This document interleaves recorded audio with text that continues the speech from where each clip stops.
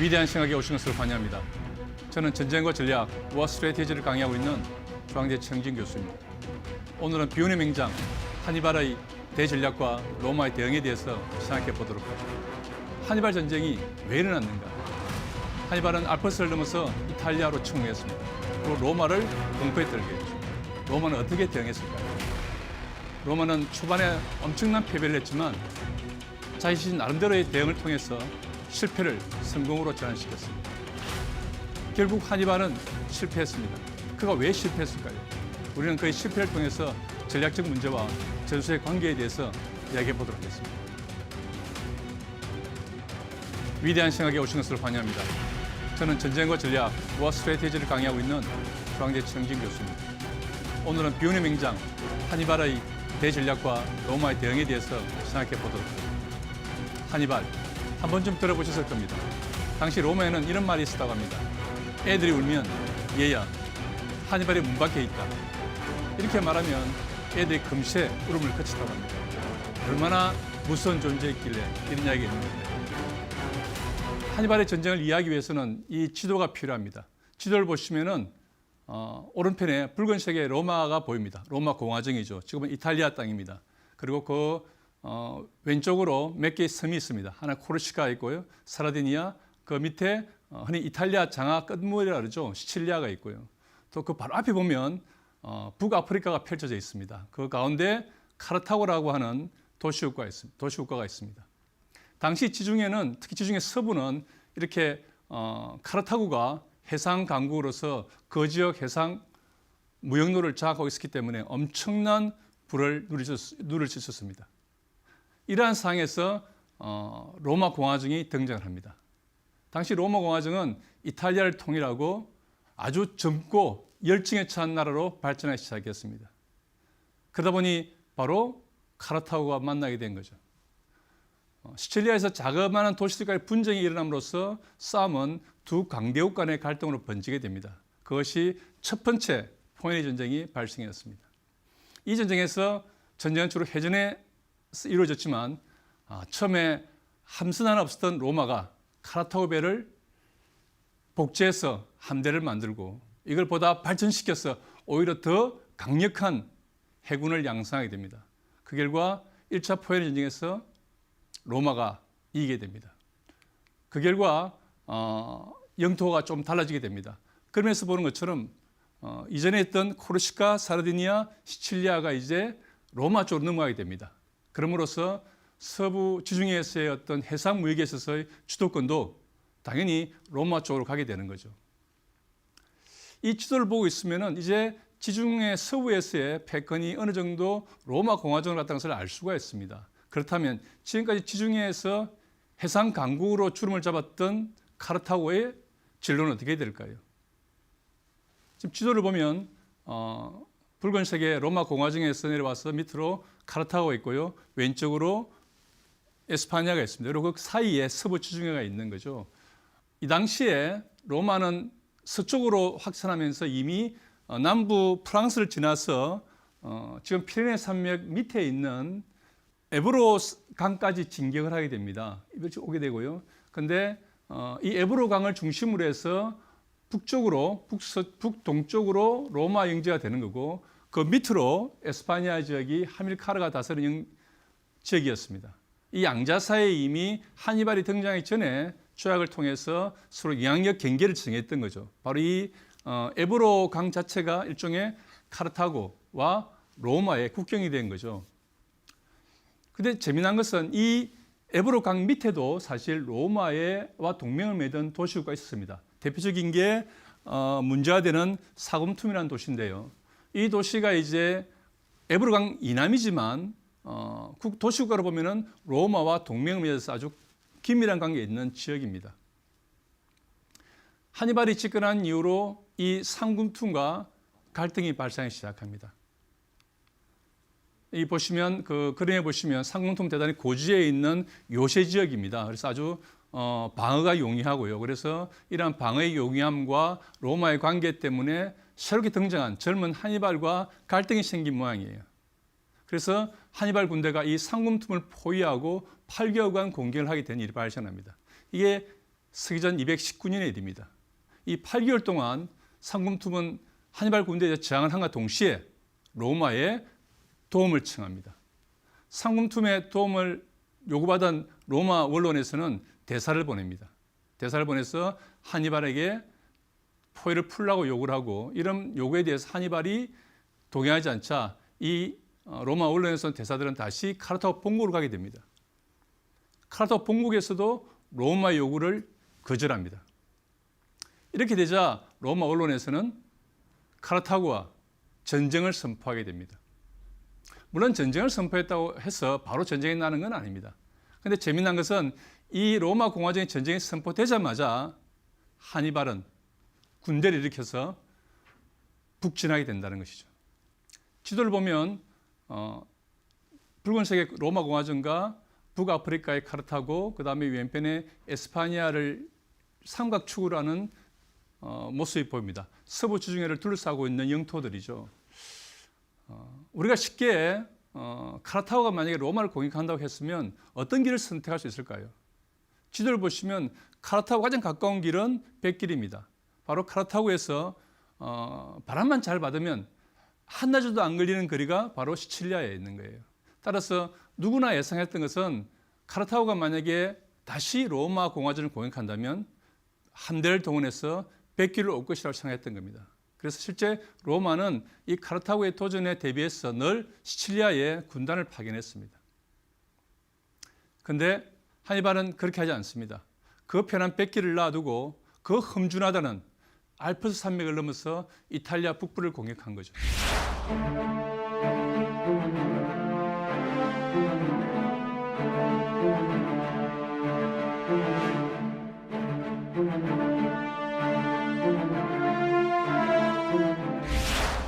그러다가 첫 번째 전투가 벌어집니다. 그게 이제 흔히 트레비아라고 하는 강에서 일어나는 건데, 사실 이제 아까도 말씀드렸다시피 하니발 군대의 장점은 뭐였냐면 기습의 효과였습니다. 로마인이 상상하지 못했던 거죠. 그렇기 때문에 실제 로마 군단은 많은 대비가 되어 있지 않았습니다. 그의 로마에서는 사실 두 명의 집중자가 선출되면서 4개의 군단이 구성이 되었습니다. 그래서 한 집중관이 2개의 군단을 맡아가지고 한 개의 군단은 나중에 놓을 스키피오의 아버지 스키피오 집정관이 데리고 에스파냐로 갔습니다. 왜냐하면 이미 로마에서도 하니발이 군대를 양성하는 것을 알았기 때문에 이 하니발을 막기 위해서 에스파냐로 2개의 군단을 보내고, 또 2개의 군단은 카르타고 본토에서 공격할 수 있는 그런 걸 막기 위해서 시칠리아로 파견했습니다. 그런데 이 스키피오 집정관이 이동하는 과정에 하니발이 단순히 영토 확장이 아니라 이탈리아로 진군하게 되는 것을 알게 됩니다. 그래서 자기가 가지고 있던 2개의 군단은 그대로 에스파냐로 보내되 로마에 준비되어 있는 2개의 예비 군단을 북상시켜서 자기가 지휘하면서 이 트레비아에서 하니발 군대와 맞이하게 됩니다. 하니발과 스키피오 군대가 맞았던 것은 12월입니다. 상당히 추웠던 날씨예요. 추웠기 때문에 사실상 그 전투를 하기 어려웠지만 이미 이제 하니발 군대가 와 있었기 때문에 스키피오 군단도 하니발을 막기 위해서 대치하고 있던 상황이죠. 화면을 보시면 붉은색의 로마 군단과 로마 군단에 대치하고 있는 푸른색의 카르타고군이 보일 겁니다. 그 로마 군단 뒤에 보면 조그만 강이 흐르는 이것이 트레비아 강입니다. 전투하기 전날 하니발은 미리 그 지역을 정탐을 해서 동생 마고에게 보병 1,000명과 기병 1,000명의 분견대를 파견해서 강 옆에 숲속에 배치를 합니다. 그리고 그 다음날 아침에 일찍 병사들을 깨워서 밥을 먹이고 온몸에 기름을 발라서 추위에 이겨낼 수도 준비를 합니다. 그리고 로마군이 채 아침도 먹기 전에 기병을 통해서 싸움을 부채질합니다. 카르타고 기병이 로마 군단에 와서 공격을 하니까 로마 군대가 채 식사도 하기 전에 무장을 갖추고 출동하게 되는 상황이 발생한 거죠. 그래서 그렇게 출동한 로마 군대가 쭉 왼쪽으로 동쪽으로 지나서 트레비아강을 건너서 바로 카르타고군과 만나게 됩니다. 자, 이렇게 아주 일반적인 대응으로 만났습니다. 전투가 벌어졌는데 역시 중앙은 강력한 중장보병을 자랑하는 로마군이 밀치고 들어갑니다. 문제는 양측면에 있는 기병이 약하다는 것입니다. 양측면의 기병이 분쇄되면서 거대한 포위망이 형성됩니다. 가운데 있는 로마 보병들은 잘 싸웠지만 좌우측에 있는 기병이 분쇄되면서 포병이 만들어지고요. 또 아침부터 숨겨놨던 마구의 분견대가 로마군의 뒤를 공격함으로써 로마군은 커다란 포위망에 들어가게 된 거죠. 이 전투에서 로마군은 카르타고보다 한 10,000명이 많았지만 결국 전투에 패배하게 됩니다. 병력의 구조를 보면 로마가 많았지만 기병에서 보면 카르타고 기병은 10,000명에 가까웠고요. 로마는 4,000명에 불과했습니다. 전력상 본다면 보병은 로마가 앞섰지만 기병에서는 압도적으로 하니발의 군대가 앞서는 걸 알 수 있습니다.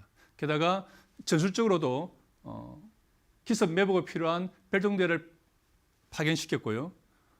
이런 점들이 작동해서 이 전투에서 하니발은 자기보다 훨씬 더 전력이 뛰어난 로마군을 상대해서 대승을 거두게 됩니다.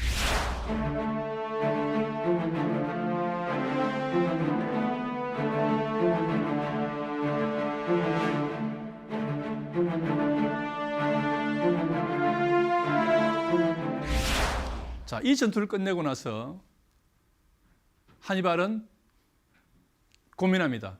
자, 어디로 진격할 것인가? 이제 북부 이탈리아로 내려왔고요. 먼저 간 곳이 보로나라고 하는 지역입니다. 지금도 이 지역은 유명한 지역이죠. 보로나로 내려가서 거기서 얼마 있다가 이제 진격을 하게 되는데 문제는 이탈리아의 대응입니다. 로마의 대응이 중요해지는 거죠.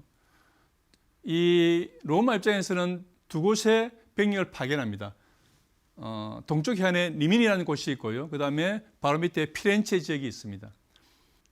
그리고 이제 리미니에서 로마로 이르는 플라미니아라고 하는 가도가 있습니다. 지금 고속도로 같은 게 떨려 있는 거죠. 그래서 그 당시 입장에서 보면 지금이야 보로나에서 바로 피렌체 내려온 것이 쉬울 것 같지만 그 당시에는 이 보로나와 피렌체 사이에 아페니노 산맥이 지금도 있습니다만 아주 강력한 산맥이 있습니다. 그렇기 때문에 사실 보로나에서 피렌체라는 게 길이 쉽지 않은 거죠. 그래서 그 당시 사람들이 생각하기로는 하니발 군대가 보로나에서 리미니로 갔다가 그 다음에 플라미니아 가도를 따라서 로마로 진격할 것이라고 생각을 했습니다. 그런데 하니발은 그렇게 하지 않습니다. 편한 플라미니아 가도를 포기를 하고 하니발이 선택한 길은 바로 피렌체 내려가는 길이었습니다.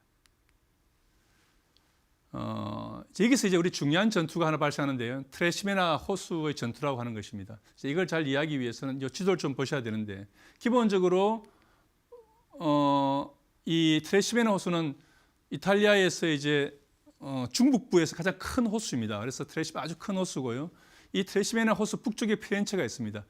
이탈리아군의 그 한 군단이 두 개 군단이 이제 피렌체에 있다가 하니발 군대가 남하하는 것을 알고 그러니까 이제 알페니노 산맥을 넘어서 피렌체 쪽으로 내려온 것을 알고 남하를 하게 됩니다. 이에 따라서 다시 붉은색 화살표는 이제 하니발 군대인데 하니발 군대도 다시 따라서 내려오게 되는 거죠. 그러니까 하니발 군대의 남하에 맞추어서 로마 군단도 남하게 되고요. 또 로마 군단은 또 하나 중요한 것은 리미니에 있던 다른 군단도 빨리 내려오라고 요청을 합니다. 그래서 로마 군단의 작전은 뭐였냐면은 피렌체에 있는 로마군과 리미니의 로마 군단이 페레지오에 만나가지고 하니발 군대를 협공하는 그런 계획을 세우게 됩니다. 그러면 전력이 훨씬 많아지니까요. 훨씬 유리하다고 생각했던 거죠. 이게 이제 지금 트라시메니 호수의 모습입니다. 그런데 여기서 이제 하니발은 대단히 기발한 아이디어를 냅니다. 이 트라시메니 호수를 전술적으로 이용한 거죠. 이 지금 보시면 그 호수 북쪽으로 아주 그 산림이 형성된 이 산림에다가 하니발의 군대를 매복시킨 겁니다. 이게 트라시메니 전투의 요약도입니다. 보시면 이제 그 호수가 있고요. 그 호수 위에다가 이제 해안길이 있습니다. 강변길이 있고 그 뒤로 이제 하니발의 군대가 쫙 포진해 있습니다. 그래서 제일 정면에는 강력한 에스파냐 보병이 자리를 잡고 있고요. 그 뒤로는 경보병들, 그 다음에 이제 갈리아인들, 그 다음에 제일 뒤에 기병을 배치해서 아주 전형적인 그 매복 틀을 만들었습니다. 이때 이제 이 로마군이 이 길로 들어오게 되는데요. 사실 로마군은 생각이 어떻게 했냐면 이미 하니발 군대가 이 길을 통과했거나 아니면 통과하지 않았을 걸 생각했던 거죠. 그래서 자기들은 이걸 빨리 지나서 저 리미니에서 내려오는 또 다른 로마 군단과 군대를 합쳐서 하니발 군대와 대응할 거라고 생각했던 겁니다. 그래서 이날 서기전 217년 날은 4월 19일입니다. 4월 19일 아침에 안개가 잔뜩 끼어 있는 날에 로마군이 이 호수 북방길을 따라서 아주 과감하게 진군을 합니다.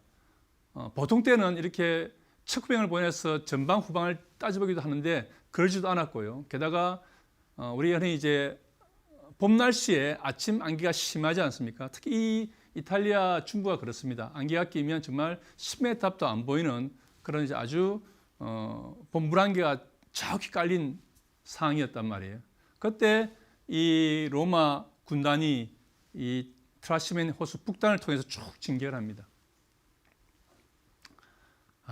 이 전투는 정말 압도적인 하니발 군대의 승리로 끝납니다. 병력은 사실 병력상으로도 로마군은 2만 5천 명에 불과했고요. 카르타고는 5만 명이었습니다. 그렇기 때문에 병력도 압도적으로 많았던 데다가 이미 완벽한 매복 작전을 했기 때문에 로마군으로서는 어떻게 싸워볼 수도 없는 거죠. 그래서 엄청난 손실을 입습니다. 2만 5천 명 중에 전사가 1만 7천 명입니다. 엄청나게 많이 죽은 거죠. 포로가 6천 명이고요. 거의 뭐 모든 병력이 다 죽거나 아니면 포로가 된 겁니다. 여기에 비해서 카라타고 편은 아주 작았습니다. 그것도 자기들이 데려온 갈리아인들 정도 죽은 거고요.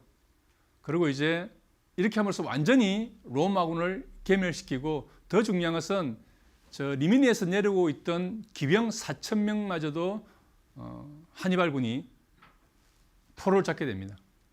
이제 기병 이야기가 왜 중요하냐면 결국 전투가 이루어지는데 로마가 실패하는 가장 중요한 이유, 전술적으로 기병 전력이 약했던 거거든요. 그렇기 때문에 중앙의 중장보병 싸움에서는 로마가 늘 앞섰습니다. 하지만 양측면의 기병에서 뚫림으로써 포위망이 형성되어서 로마군이 패배하는 경우가 많았기 때문에 이 기병 전력의 손실이라는 것은 이후 장기적으로 로마가 하니발 군대와 싸우는데 대단히 큰 장애로 작용했던 거죠. 하니발은 두 분의 큰 전투에서 대승을 거둡니다. 이 승리는 단순히 승리가 아니고 거의 로마군을 거의 전멸시키는 수준의 승리였거든요. 자, 이때 이 상황에서 하니발은 남쪽을 선택합니다.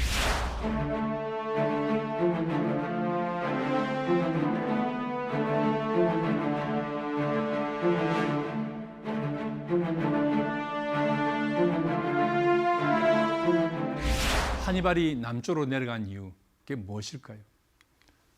하니발이 가진 기본 생각은 뭐였냐면은 이겁니다. 로마가 강력한 이유는 단지 로마가 중요한 것이 아니라 로마를 둘러싸고 있는 많은 동맹들, 속주들, 이런 끈끈한 로마 연합이 로마 국력의 핵심이었다는 거죠. 그렇기 때문에 로마 연합을 해체하지 않는 상황에서 로마와 전쟁에서 이길 수는 없다고 생각했던 겁니다. 그래서 먼저 결정적인 전투를 통해서 하니발 군대, 카르타고 군대의 힘을 보여주고 또 동시에 이 전투를 통해서 많은 동맹시의 포로들이 잡혔을 거 아닙니까? 이들에게 보다 우호적인 태도를 보여주는 거죠. 그러니까 로마와 로마 동맹을 분리시키는 이간 전술을 쓰기 시작했던 거죠. 그러면서 이제 이들 동맹들이나 속주들이 로마로부터 이탈해서 자기에게 올 수 있도록 이런 조건을 만들어 나왔던 겁니다. 그리고 특히 이탈리아 남부 쪽을 공략을 해서 이 남부를 중심으로 해서 기반을 가지고 로마에 싸우되 카르타고와 연결될 수 있는 전략적 항구를 확보하는 것이 대단히 중요한 과제가 되었던 겁니다.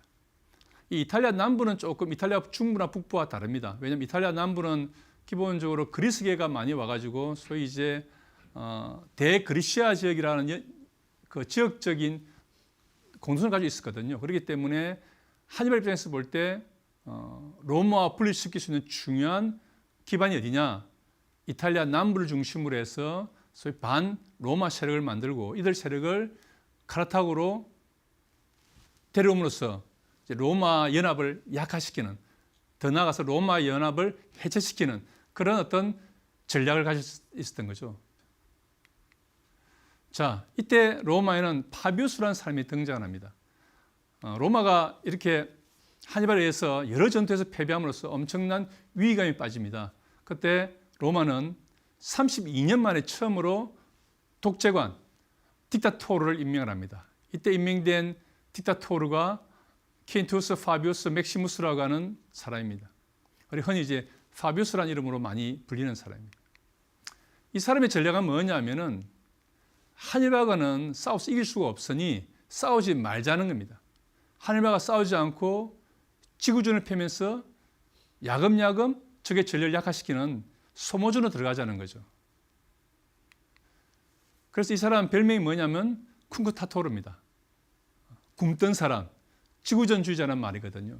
그래서 한 6개월 정도 이 파비우스가 하니발과 대응하면서 싸우지 않고 계속 하니발 군대를 경계하면서도 싸우지 않는, 그러면서 하니발의 전략을 약화시키는 전술을 팹니다. 이걸 우리 흔히 이제 지구전이라 그러는 거고, 우리가 현대전에서도 이 전략을 씁니다. 그러니까 상대와 직접 붙지 않고 상대의 전력을 약화시키는, 흔히 이제 파비안 스트래티지라 그래가지고 많이 활용하고 있는 전술 중에 하나죠. 근데 이 전술은 대단히 이제 효과적이긴 한데 뭔가 좀 도전적이고 좀 열정적인 사람에게 맞지 않는 거죠.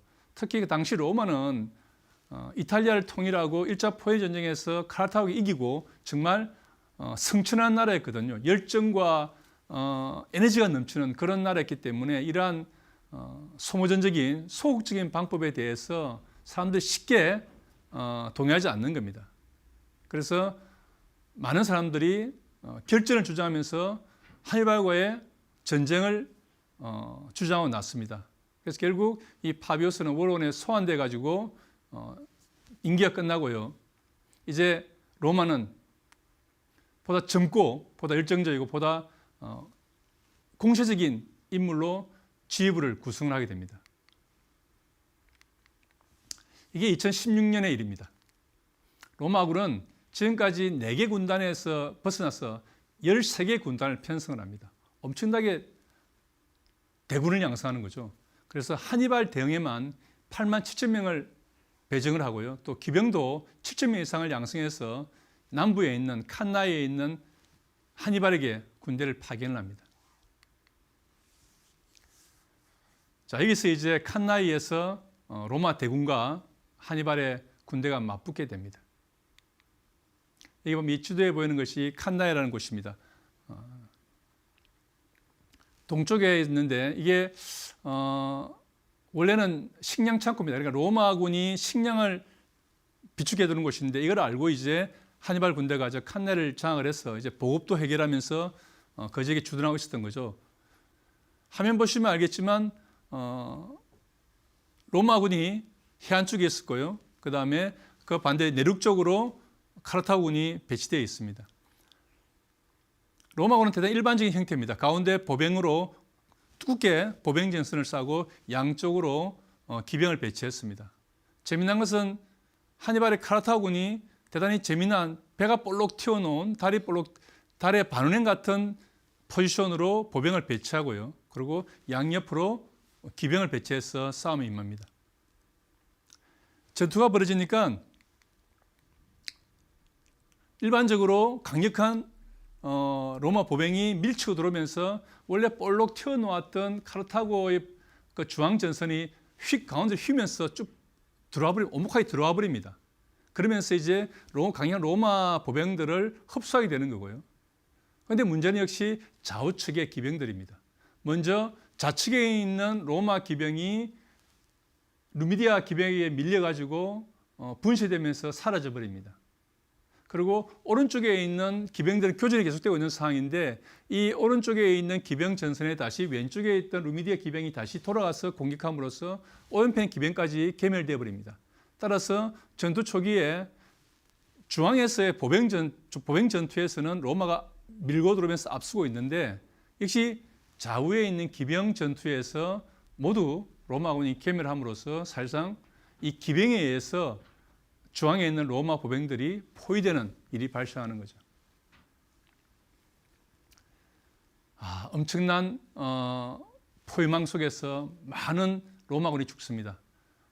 사망을 46,000에서 55,000을 잡습니다. 그 당시에 8만여 명의 병력이 파견되었는데 8만여 명 중에서 5만에서 7만 명이 죽었다는 거예요. 단일 전투로서는 최대의 사망자입니다. 인류 역사에서 큰 단일 전투 사망자로 많이 치고 있는 것이 1차 세계대전 때 소음 전투인데 소음 전투 첫날에 죽은 영국군이 한 5만 명이 됩니다. 이것보다 훨씬 많은 로마군이 목숨을 잃은 겁니다. 이날 집정관 파우루스, 전직 집정관 세르빌리우스, 2명의 재무관, 48명의 군사 호민관 가운데 29명, 그 다음에 원로원의 의원이나 원로원 자격이 있는 80명이 죽게 됩니다. 이 전투에 로마에 있는 모든 인력과 자원이 투입됐다는 거죠. 물론 다행히 집정관 바로나 코르넬리우스, 스키피오 등 아주 중요한 사람이 탈출함으로써 나중에 하니발과의 전투에서 기량을 드러내지만 하지만 이 칸나의 전투 하나는 로마 공화정 입장에서 말할 것도 없고 사실 인류 전사에서 보더라도 가장 극적이고 결정적이고 최대의 피해를 준 그런 전투로 기억이 되고 있습니다. 이 엄청난 전투에서 로마가 패배한 겁니다. 이 세 번의 전투에서 죽은 로마인만 15만 명입니다. 당시 로마 남성의 5분의 1이 죽어버린 겁니다. 이런 엄청난 재앙 상황에서 로마가 어떻게 대응할 것인가? 이게 어떻게 보면 하니발의 대전략이 성공할 것인지 아니면 실패할 것인지를 가름하는 중요한 기로였던 거죠.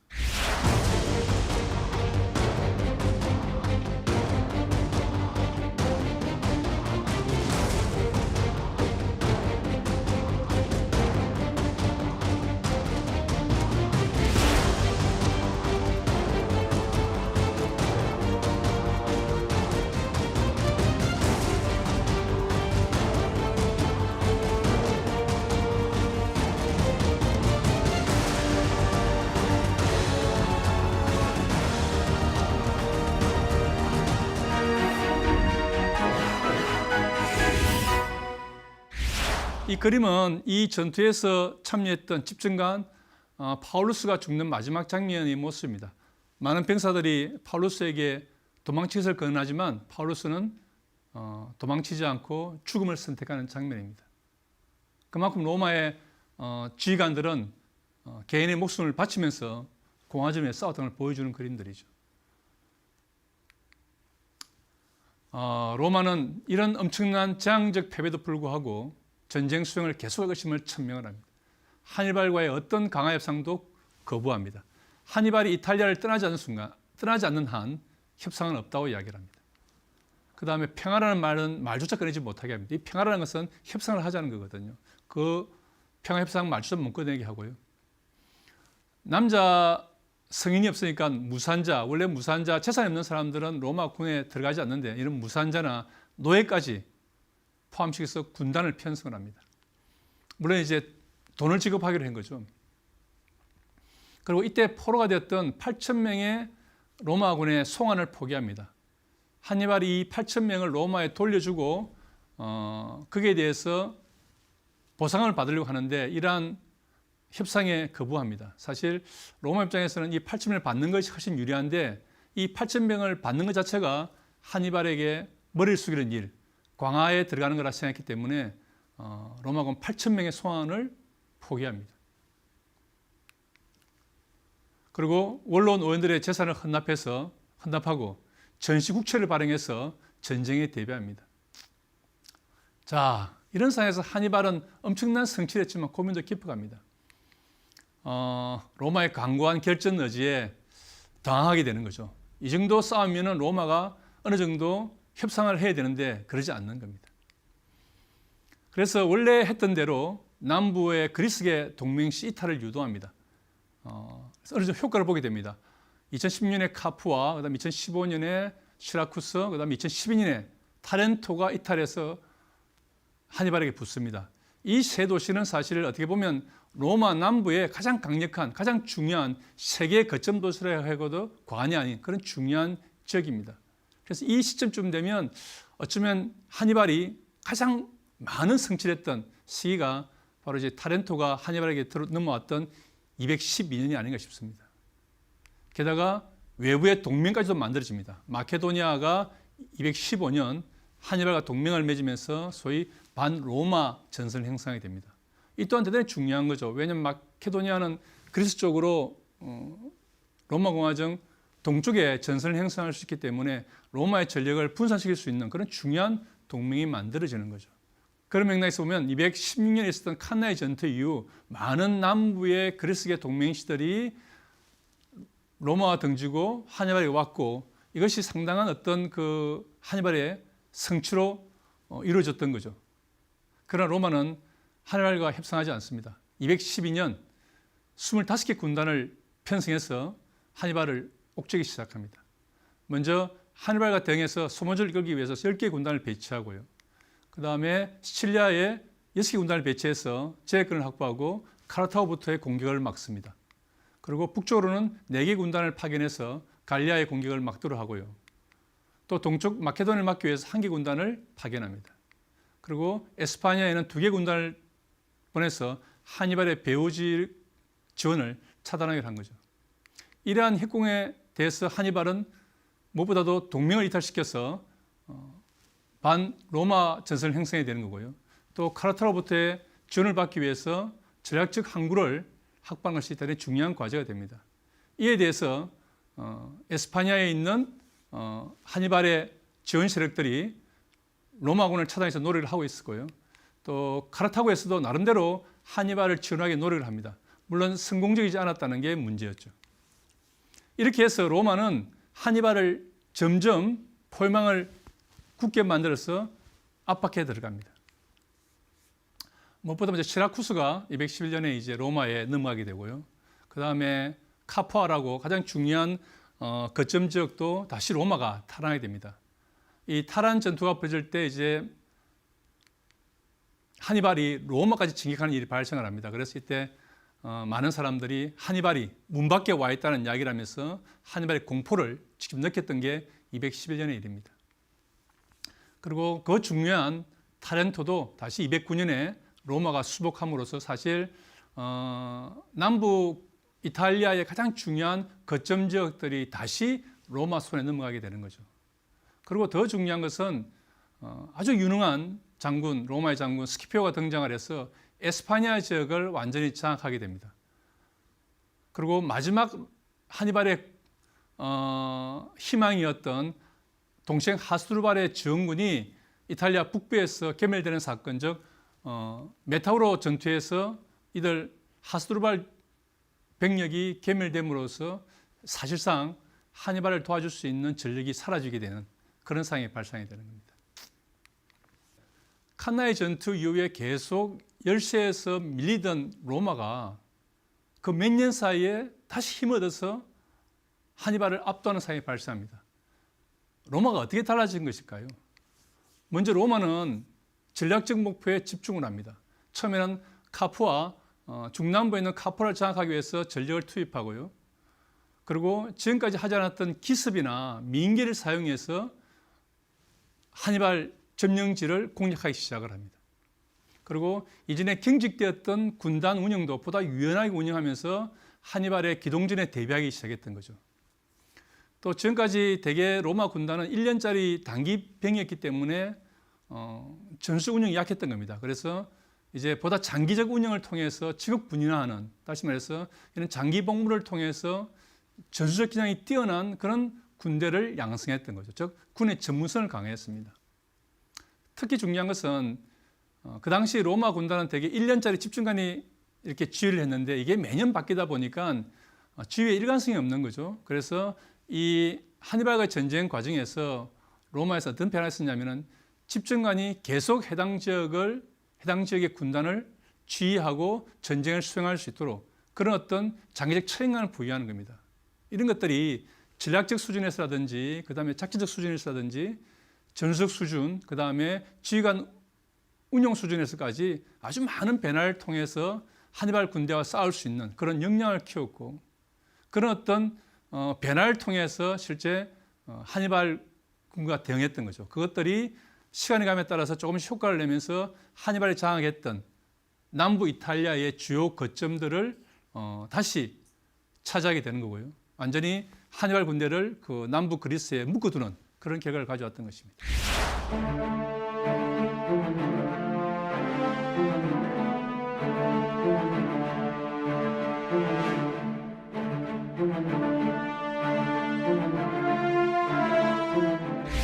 여기에 대단히 중요한 인물 스키피오가 등장합니다. 스키피오는 푸블리우스 코넬리우스 스키피오라는 이름인데 나중에 별명이 붙습니다.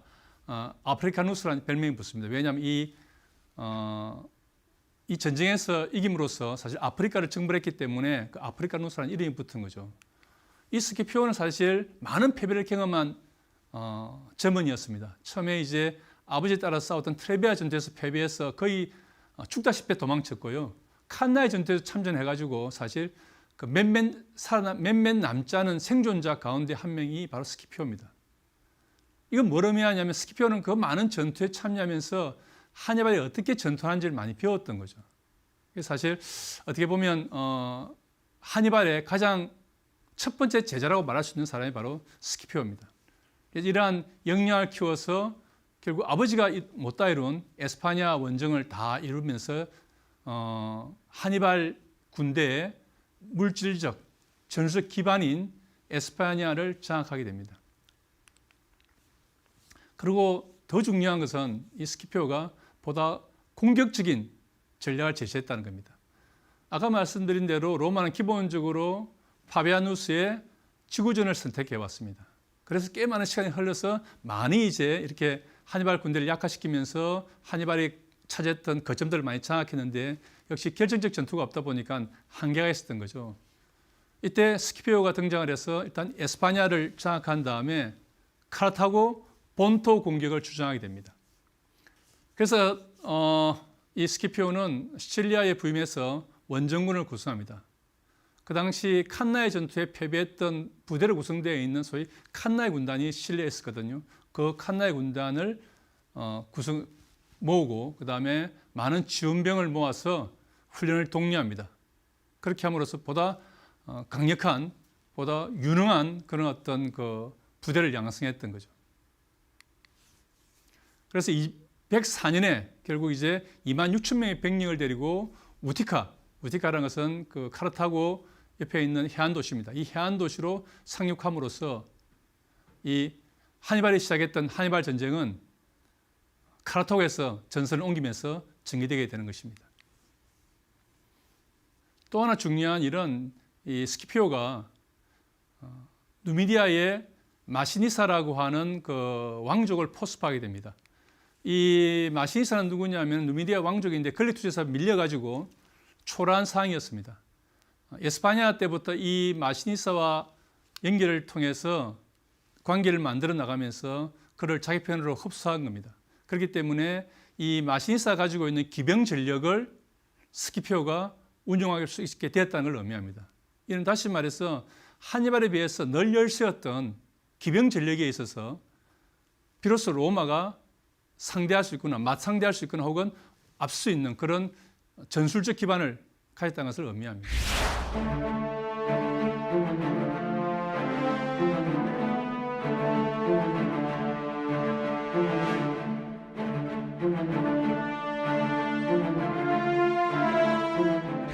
스키피오가 카르타고로 진군했고요. 이렇게 카르타고로 스키피오가 들어가서 전투를 벌이게 되니까 카르타고에서는 어쩔 수 없이 하니발을 불러들이게 됩니다. 이 그림에서 보면 스키피오가 진격한 길과 하니발이 진격한 길들이 보입니다. 붉은색으로 되어 있는 것이 스키피오가 쭉 들어가서 이동한 경로들이고요. 또 하니발도 밑에 보면 녹색으로 해서 이동한 경로가 보입니다. 근데 재미난 것은 이들이 다 내륙으로 들어가고 있다는 거죠. 사실 카르타고는 훨씬 더 북쪽 해안에 있는 도시란 말입니다. 그럼에도 불구하고 로마군이나 하니발 군대 모두가 다 내륙으로 들어가고 있습니다. 이 이유는 뭐냐면 이 지도 왼쪽 끄트머리에 있는 이 인물 때문입니다. 마시니사. 이 마시니사가 그 당시 누미디아의 권력을 차지해서 기병을 가장 강력한 기병 부대를 소유하고 있었기 때문에 이 기병 부대를 누가 차지하느냐에 따라서 전쟁의 승패가 가름한다고 생각했던 거죠. 그렇기 때문에 스키피오도 마찬가지고 하니발도 내로를 들어간 겁니다. 결국 마시니사는 스키피오와 손을 잡았고요. 이들이 함께 맞싸운 게 자마 지역에서 하니발 부대와 마지막 결전을 벌이게 됩니다. 이 그림에 보면 자마 전투의 전투도입니다. 이 보면 아주 일반적인 형태의 전투를 봅니다. 로마 군들은 네모 사고로 되어 있는 것은 보다 유연하게 부대를 편성해서 공간을 많이 넓힌 거고요. 전통적으로 카르타고 병력들은 이게 옅은 보라색으로 배열되어 있습니다. 양쪽에 기병이 있고요. 카르타고군의 장점 중에 하나는 전투 코끼리 80마리가 있었다는 겁니다. 그래서 제일 앞에 전선에 배치해서 처음 공격을 시작합니다. 그런데 이러한 코끼리 공격에 대해서 로마군은 부대 간의 거리를 넓혀가지고 코끼리를 통과시켜버립니다. 한 번 간 코끼리는 돌아오지 않는 거거든요. 그러다 보니까 코끼리의 전수 효과는 사라져버린 거고요. 결국 전투는 전통적으로 중앙의 보병과 양측 기병 간의 싸움으로 결판이 됩니다. 중앙 보병 간의 싸움은 역시 이제 로마 보병이 강력하긴 하지만 또 카르타고도 아주 베테랑이 있었기 때문에 막상막하의 전투를 벌입니다. 결국 중요한 것은 양측 기병이거든요. 이 양측 기병의 전투에서 로마와 마시니사의 기병이 하니발의 기병을 물리치고 포위망을 행사하게 되는 겁니다. 그래서 그림 보면 이렇게 기병들이 쭉 올라와서 포위망을 행사하는 게 보이실 겁니다. 이렇게 해서 지금까지 하니발이 로마 군단과 싸워서 했던 바로 그 방식으로 스키피오가 하니발의 군대를 포위를 해서 괴멸시켰던 것이 바로 이 자마 전투의 실체입니다.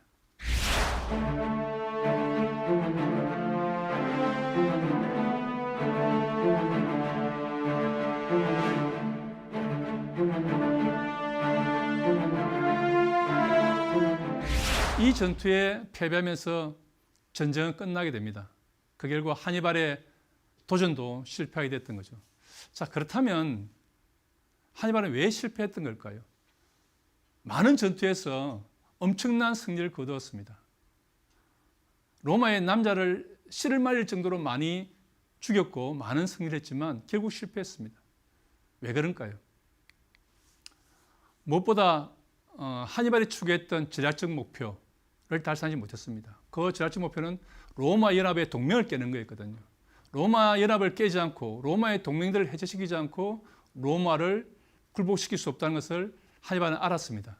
하지만 그러한 로마 연합의 해체라고 하는 전략적 목표를 달성하지 못했던 겁니다. 아마 이 문제는 어쩌면 하니발의 문제라기보다는 로마의 장점이라고 보는 게 맞을 겁니다. 로마는 한 200년 이상 오랫동안 동맹관계를 만들어봤고 그 내부의 관계를 긴밀히 해왔기 때문에 하니발이라는 존재, 군사적인 승리를 통해서 동맹을 해체하기 어려웠던 게 아닌가 싶습니다.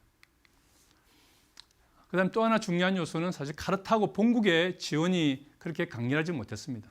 기본적으로 카르타고는 해상 무역 강국이었기 때문에 전쟁을 잘한 나라가 아닙니다.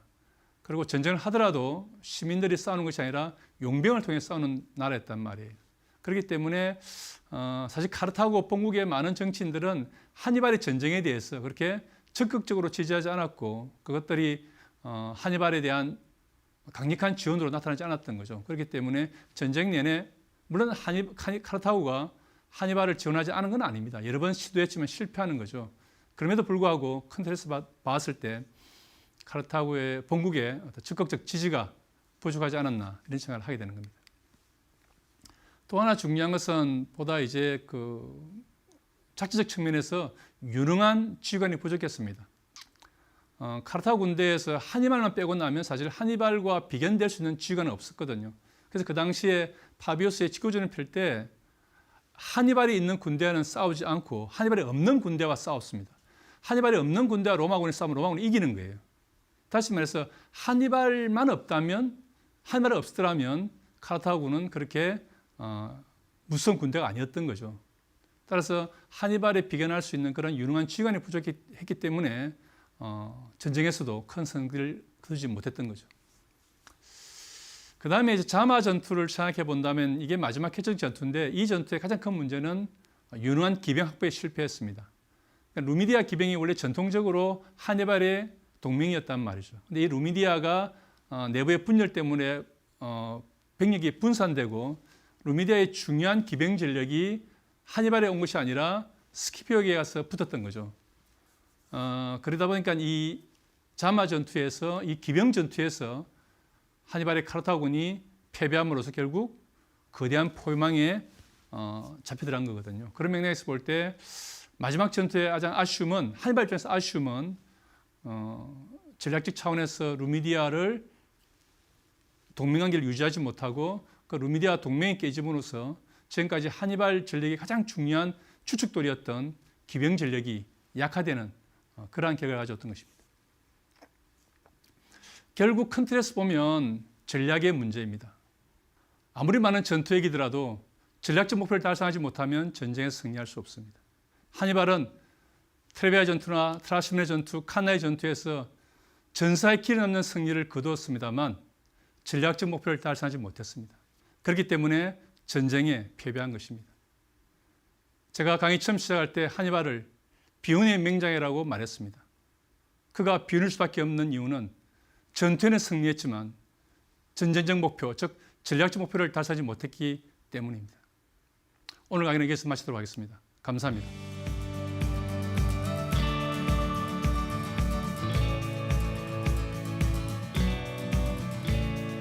여러분 반갑습니다. 인더스토리의 임규태입니다. 이 시즌 3를 통해서 교통과 물류를 다룰 예정입니다. 첫 번째 강연의 주제는 바퀴입니다. 바퀴가 왜 중요한가? 회전 운동을 직선 운동으로 바꿔준다는 것입니다. 기록상으로 볼 때 바퀴가 가장 먼저 등장하는 곳은 바로 수메르 문명이다. 통나무를 그대로 잘라서 그 단면을 자른 면을 이용해서 바퀴를 만든 것입니다. 북쪽의 히타이트 제국과 이집트 제국이 서로 한판 승부를 벌인 매우 전략적으로 중요한 전투였던 것이죠. 카데시 전투를 기록한 벽화입니다. 그런데 여기 보시면 이렇게 바퀴살이 달려있는 마차를 타고 있는 것을 확인할 수가 있습니다. 바퀴 혁명을 설명하기 위해서 꼭 얘기해야 되는 것이 바로 자전거입니다. 1818년에 독일의 바론 칼 드레이스라는 사람이 발명을 했습니다. 새로운 형태의 바퀴가 등장하게 됩니다. 스코틀랜드의 로버트 톰슨이 처음으로 바퀴에다가 고무를 입히게 됩니다. 1895년에 파리에서 파리 보르도 랠리가 개최가 됩니다. 파리 보르도 랠리에서 참여한 뿌조의 차가 있었습니다. 이 르클레어가 왜 중요하냐면은 공기가 주입된 최초의 자동차 타이어였습니다. 이 내연기관을 최초로 만든 인물은 프랑스의 르누아르라는 사람입니다. 폭발을 이용해서 회전 운동을 만드는 것이 가장 중요한 목표였습니다. 그죠? 그래서 이걸 가지고 뭐든지 만들 수가 있었어요. 다임러와 메이바흐는 자신들이 만든 그 소형 엔진을 가지고 라이트 바게라는 것을 만들게 됩니다. 이게 뭐죠? 오토바이입니다. 오토바이. 1차 대전이 일어나던 그 상황까지도 여전히 대세는 전기 자동차였습니다. 내연기관 이전의 시대, 우리는 과연 어떤 것들을 타고 다녔을까? 언제, 왜, 어떤 이유로 그 내연기관 자동차가 우리 시대를 지배하게 되었는가?